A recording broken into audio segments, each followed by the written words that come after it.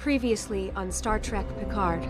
The f***ing assumption that people give a shit about your music, which they don't. Okay? No one's listening to you. Hi, Johnny from Songwriters Chop Shop here, and in this video I'm going to be talking about how we can create powerful imagery in our songs. And if you're looking for weekly songwriting tips, tools and techniques, be sure to hit that subscribe button. So how do we create powerful imagery in our songs? Well, if you look this up on the internet or in songwriting books, most of the information you're going to get is using sensory writing to create a reaction in the listener's sense memory. This is a proven technique. Using sensory detail is a staple in all types of creative writing. The only issue is that it's making the assumption that people are actively listening to the details of your songs, details like the lyrics. Let's look at some facts. Artists upload nearly 40,000 songs to Spotify each day. 12 hours of music is uploaded to SoundCloud every minute. And this kind of saturation is across the board, with the prime example of around 500 hours of video being uploaded to YouTube every single minute. The general consensus is the average time a listener will give a radio station is 7 seconds. Now think about how you hear a song for the first time. Do you hear the lyrics or do you hear the overall music first? Most people don't really listen to the lyrics of the song unless they already know it and like it. Sure, a couple of lines are going to stick out like the title line and the hook, but I can't tell you the amount of times I've heard non-musicians and non-songwriters say things like, "I don't listen to the words of songs." So it might not be the safest bet to assume people are actively listening to the lyrics of your song and all that sense-bound imagery you've created. So how do we create imagery if the listener isn't really paying attention to the lyrics? Well, there's two key pieces of information we can rely on. One, that the most powerful tool we have for creating imagery in our listener is the listener's own imagination. And two, when someone hears a song, especially for the first time, they hear the musical elements first.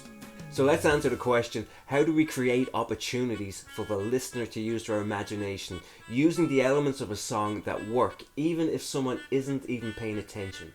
So let's look at some examples of how other people do this. I've broken it down into three categories: fundamental musical elements, lyrical structure, and literary techniques. This is by no means a comprehensive list, as there are many other things we can use, but hopefully it will give you some ideas of basic things we can do to create imagery in our songs and lyrics. So we're working with the idea of music first, moving to the details of the lyrics, but I think it will make more sense if I explain it in reverse. The main example I'm going to use is Sweet Child of Mine by Guns N' Roses, but don't worry if that rock isn't your thing. I'll be cross-referencing this with some more current examples from different genres. The first thing to notice about the lyric is its point of view. The singer is telling the audience about a third party, singing about a person and not to that person. It's a first-person narrative, not as intimate as direct address. We can see this in songs like Bruno Mars' Amazing and Billie Eilish' My Boy. Like sitting around a campfire and being told a story, we're urged to use our imagination from the first word. The subject is set at a distance, as is the memories of the bright blue skies. The use of metaphor. The use of a metaphor is bringing our focus into the past, whereas a simile would have us focusing on the smile. Again, something that is emotionally moving us into the past, where we can imagine our own versions of bright blue skies. Metaphors put the attention on the comparison. Similes keep the attention on the subject. We can see this again in the Billie Eilish song, My Boy loves his friends like I love my split ends, and by that I mean he cuts them off. The attention is still on her boy. If we state that as a metaphor, my boy's friends are split ends, we tend to visualize the split ends more than we would her boy. Another point to note is the sonic relationship between the words smile, reminds, child, bright, and sky. The sentiment of the section could be summed up with these key words, and they all have the same vowel sounds. This bonds the section and subtly emphasizes those key words. It also makes the lyrics pleasing to the ear by the repetition of sound. Our subconscious minds love patterns, and patterns are made up of repetition. You'll see this in a lot of songs. For example, Happy by Pharrell Williams. We have might, I'm, shine, cray, say, take, and break. Also note that these vowel sounds use the same mouth shape as a smile. There has actually been research done into this. When you say vowel sounds that use the same facial muscles as you do to smile, it actually makes you feel better. So as a second-hand effect by proxy, the listener's gonna pick up on that. I put a link to the research below if you want to check it out. And Sweet Child of Mine does the same thing. Singing about those fond memories of bright blue skies literally puts a smile on your face. We get an implied meaning that things are not as fresh as those bright blue skies in the singer's current life. That the past was fresh and open and simple, as opposed to the confusion that the singer now feels. That implication is brought to the forefront later on in the song in the bridge, where he sings "Where do we go now?" The section also raises some questions, like what happened to the singer and what is it about this woman's smile that makes him feel this way. We don't hear this and consciously think about these questions, but on a subconscious level, again, through the lyrics implication, we're urged to use our imagination. Show before you tell. The lyrics use an external detail before they use the metaphor, so this is setting the scene. It's showing before telling. You can do this with just a word or two, like in the Wordsworth poem, "I wander, lonely as a cloud," or you can take your time and use a couple of lines to set it up, like sitting on the dock of the bay.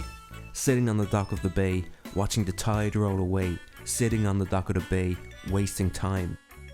Lyrical structure. The meter has even stresses in the first two lines. If you want to know more about lyrical meter, you can check out this video linked below. So to the singer, this is a statement of fact, which is solidified by the rhyming couplet and the meter of the first two lines. Those perfect rhyme types and the even line length gives this part of the section a stable, complete feeling, and that's what this woman's smile is giving to him. Then we move to the third and final line of the section, which is more unstable, which again supports that sense of longing. The rhyme scheme moves from resolved to unresolved, creating the sense of longing and distance. They're sonically further away from each other, and it doesn't fulfill our expectations. It leaves us hanging on, waiting for a resolution. If you want to learn more about the emotional effects of rhyme types, check out this video linked below. So when that third line shatters our expectations set by the first two, this draws our attention to it. It draws our attention to the past. We're being led into our own past memories by the structure of these lines, to those bright blue skies and whatever associations we have with such imagery. And since people mostly feel good when the weather is good, it's safe to say that imagery is going to be positive. And notice the language is specific but also vague enough for us to use our imagination. It's a balancing act of just enough detail and general language that we can relate to, but at the same time it gives us an opportunity to fill in the blanks with our own memories and associations of bright blue skies. It also creates a contrast between the now and the past, with these first two lines being stable and the next being unstable.